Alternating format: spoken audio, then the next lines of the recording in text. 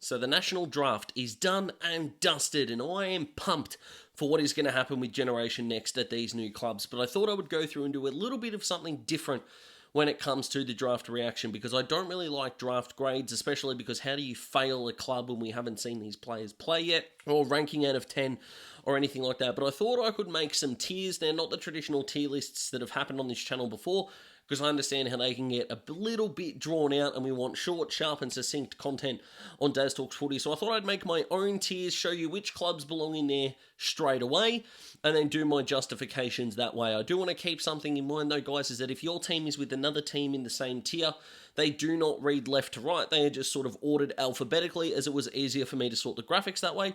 So hypothetically, say Adelaide, Brisbane and Carlton were in the same tier. It does not mean that Adelaide is better than Brisbane and Carlton. It just means that A, Adelaide comes before B and C. Consider it equal because they fit the theme of the tier they're in, and we're good to go. Cool? Hopefully. Let's do this. So the tier, the teams that make me go, huh? And that is Geelong, Hawthorn and North Melbourne. Geelong, their draft class looks like the cast of the new Dodgeball movie, because they just, who are these people, is what some people might be thinking at the moment. Now, there were pretty big raps on Jay Polkinghorne throughout the 2/3 mark of the season. Taking Jacob Mollier before Alex Dodson is a really interesting decision by the Cats. I'm intrigued to see what they do there, but the Lennox Hoffman pick does make me go a little bit excited, or makes me a little bit excited, because St Kilda turning that down is really interesting that they didn't match that bid, because the pace that he's going to be able to generate off half-back is really good. We'll wait and see what Keaton Matafei Forbes, I hope I've pronounced that properly, can bring as well. But even if you are a Geelong fan, you are keeping the faith, you're trusting in the system, that's fine. That's also why I don't want to give draft grades or anything like that, but just because there are more unknown players than known, doesn't mean that Geelong have failed, but they do make me go, what the hell are they doing here? The Hawthorn isn't that scenario, but it's still a head-scratcher, because Noah Miraz, I don't think he's going to be a key forward, and Cody Anderson is kind of a mix between Warple and Newcombe, and the Hawks have already got enough midfielders, so I am kind of going, okay, didn't take a tall forward. That's a lot of faith to put in Marby or Chol. That's a lot of faith to put in Mitch Lewis's knee. That's a lot of faith to put into Cole Shadir to go to yet another level. I'm not saying that none of those things are going to happen or that they can't happen, but that is a lot of faith, and maybe we get to see a bit of Jasper Scaife next year, who knows? But the Hawks were 3 points off a prelim, so some natural progression may be the thing that takes them over the top.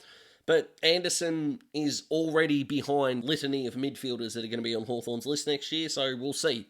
Beast from the East, though, hell of a nickname. So then we go to North Melbourne, who in a midfield-heavy list took 2 midfielders out of 4 players. Small forward with River Stevens, I get. The Matt Whitlock, I get them getting him.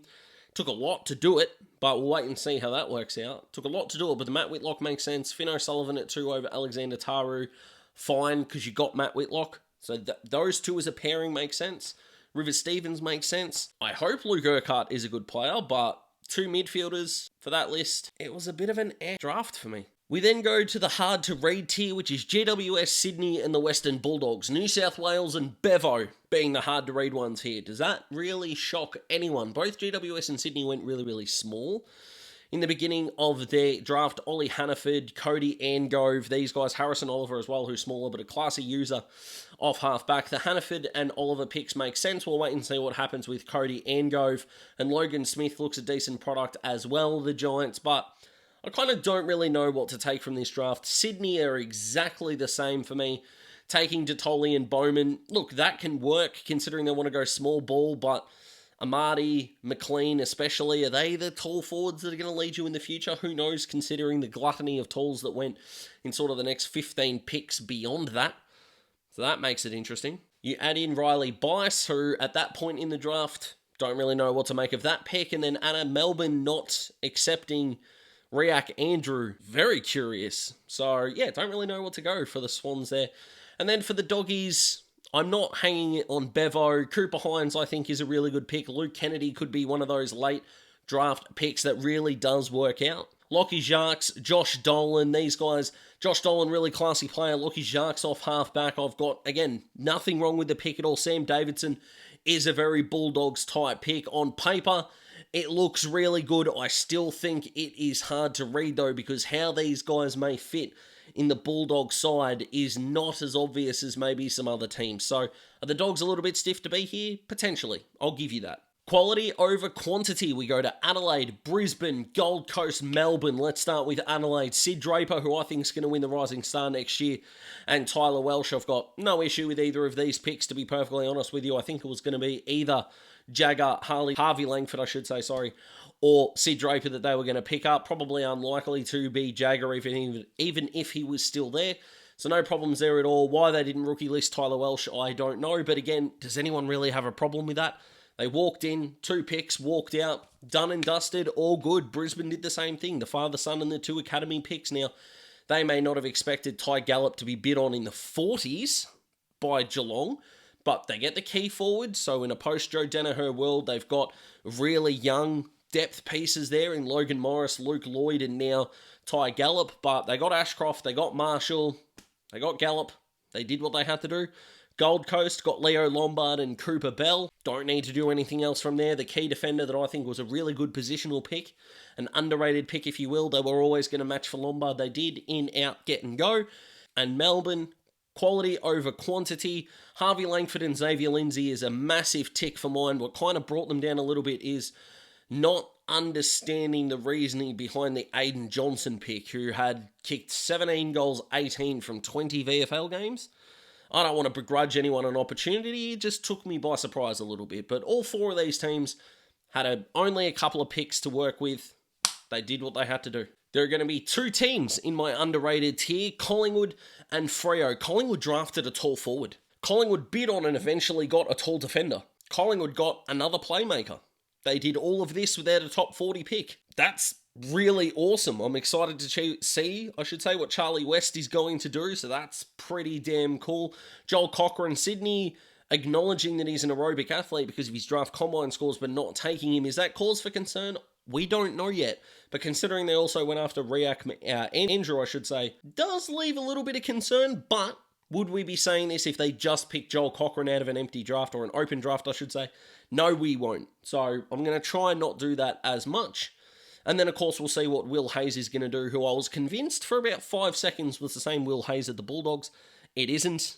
Nothing wrong with Will Hayes at the Bulldogs. Career just didn't pan out probably the way that he wanted it to, but it is not him. The WA-born Will Hayes is another classy offensive playmaker. Nothing wrong with that at all. A pretty successful offseason for the Pies in landing Dan Houston, a key forward, a key back, and a wing half forward. Can't argue with that very much. And then you go to Freo. Murphy Reid slipped to them. Again, hopefully another offensive playmaking type for the Dockers moving forward. They got some key forward depth with Charlie Nichols, which I'm a massive fan of. When Tracy went down, their forward line still did not look good enough. Luke Jackson is not a tall forward, and he's definitely not a number 2. So if at worst healthy, you've got Amos, Tracy, and then Luke Jackson if Sean Darcy is fit. And then if one of them goes down and Luke Jackson has to be a number 1 ruck, Charlie Nichols, hopefully, down the road, can come in and play a role and go from there. And then, of course, they get Jalen Carr at the end as a father-son selection, which is reasonably cool as well. Again, another offensively minded player. I'll probably make a video on this throughout the preseason, but Freo might be the team I cursed this year circa Adelaide last year. I'm all in on Freo at the moment. They're kind of my ace-king suited hand with not many big blinds to go. I'm almost certain it's going to blow up in my face.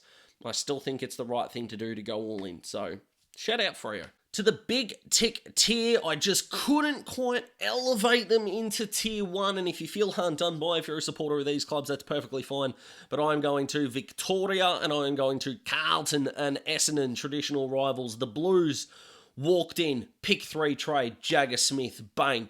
Need a key defender for that depth. Harry O'Farrell, one of my favourites, bang. Ben and Lucas Camporeale, cheaper than anyone thought. Bang. They couldn't have done any better, the Blue Baggers. They genuinely couldn't have. And if you're a Carlton fan, I hope that you are ecstatic at the moment at how this has gone down. Why aren't you in tier 1? Because I didn't want 6 teams in one tier, is effectively the answer. Is that a great answer?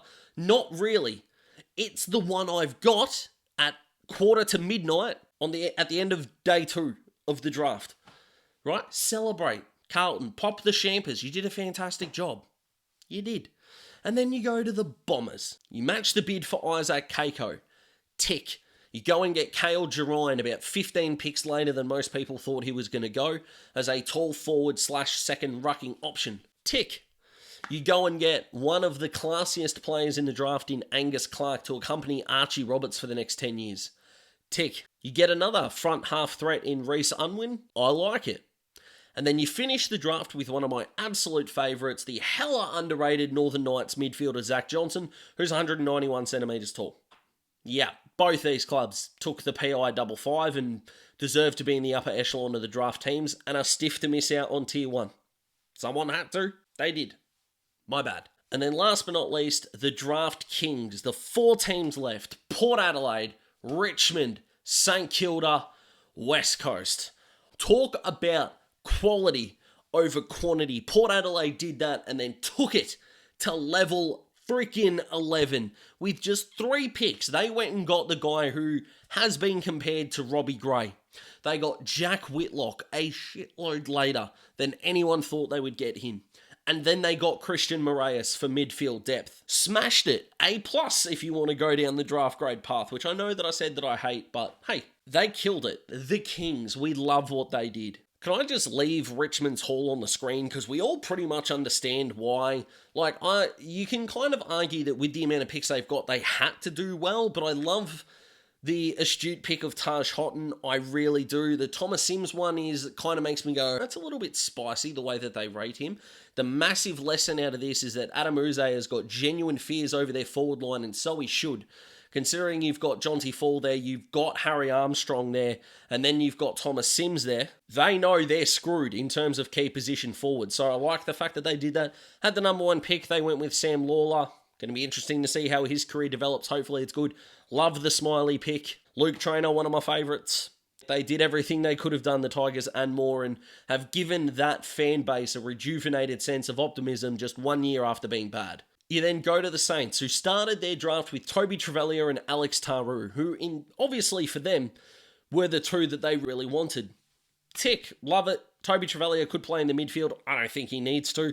I think he can just play half back and rotate Jack Sinclair and maybe even Nasiah Wanganeen-Miller throughout that midfield if you want to. But what I do know is that if Toby is going to be the guy who starts in round 1, like a few people are telling me and what I think he could do, Jack Sinclair needs to be a midfielder next year. Jack Steele, Jack Sinclair need to start in the midfield. They just do. Is that good for St Kilda's midfield? I don't really know, but having 3 quality players of Wanganeen-Miller, Sinclair and Toby Trevelyan just down back, I don't think balance-wise that's going to be the best thing for the St Kilda midfield. But anyway, we go from there. They take James Barrett, I was a massive fan of, for some positional depth, and that probably spelled the end of Adrian Cole as a draft pick. Now, will he go through as a Category B rookie? That is unconfirmed at the time of recording. It'll probably be confirmed by the time that you guys watch this video, so don't hate me for not knowing something. I don't record these, edit them, and put them up straight away. This is pre-recorded. It is currently 11:54 on my clock just here on Thursday evening. You are watching this, if you've watched it, as soon as it's released at probably around 1:30 in the afternoon on the Friday. So just bear with me. They then traded up to get Hugh Boxhall. Nothing wrong with that in the slightest. WA mid finished the year brilliantly, so he's going to be another young midfield piece that you can bring in there. Alex Dodson was probably the steal of the draft for mine, in the fact that they are going to have a guy who I think has got a little bit of Max Gawn in him, even though he said he models his game after Brodie Grundy. I mean, would you complain about getting either of those players as he hits his prime, especially as Rowan Marshall will finish up his career, you would think, in the next 6 years, as Alex Dodson tries to become the best ruckman in the competition at that point in time, or as close to the best version of himself. And then they finished the draft with Patrick Said, who, as I said before, will be a good depth option as he looks to begin his career probably in the VFL as St Kilda sort their midfield out. And then the last team to talk about, of course, guys, is the West Coast Eagles, who got 2 genuine sliders in the draft to kick things off in Bo Allen and Jobe Shanahan. Now, I'm not as convinced as some other people are that Bo Allen is going to be the answer for West Coast early, but considering the fact that if they are reasonably healthy, he maybe doesn't need to start from round 1, even though the Eagles may not be the best side in the competition. But I think they need to figure out as quickly as possible, probably for Peel Thunder, where his position is, that he's going to be able to play 200 games for the Eagles for this rotation of young players is something that does my head in. Job Shanahan to the Eagles just makes me excited. One of my favourite players coming into the draft, the Bendigo Pioneer boy, who leaps in the air and he's going to really get around, I think, the West Coast faithful. Because once you're a good team, players don't leave. Not too many great players leave the Eagles. Yes, you're probably going to comment saying Chris Judd, but I understand that. But post that, not too many of them leave. Okay. But the slides didn't stop there, then picking up Tom Gross, which was awesome for them as an offensively gifted player, midfielder, half forward. Where he'll start his career is going to be pretty interesting. I think it's going to be off the half forward flank. That West Coast midfield is low-key flying under the radar because if they can gel healthily with their guys, that's going to look really good for them. I don't know too much about Luca Grego at the time of recording in terms of I don't think he was a slide, but he'll be able to get his development. We're able to see what West Coast do. And then they picked up Hamish Davis with a pick in the 60s. Like, for what West Coast had, especially when you think of the pick 3 trade in the fallout from that, you deserve your flowers. So there are the 6 tiers, guys. I hope you enjoyed this quick fire wrap-up of the draft. If you join the stream at any point, thank you so much. We are nearly at like 2,500 views at the time of recording of the stream, around that mark, which is just bonkers of me for effectively 4 hours just talking to myself as you guys filled up the comments, so I really appreciate that. I don't really go live too often. They didn't really work for me this year, so being able to do it for the draft is pretty special, and next year I'll be hoping to have a guest on or something like that, just to have someone to bounce off of, I think. But I'm on a cruise at the moment, and I am having the time of my life and really enjoying it. I hope that you are too, having the time of your life, or if you're on the cruise, come say g'day. I don't really know, but like the video if you like the video, subscribe to join the Daz Talks Footy family. I cannot wait to deliver you more content when I get back. Look after yourselves, look after each other. Much love from Daz. See you next time.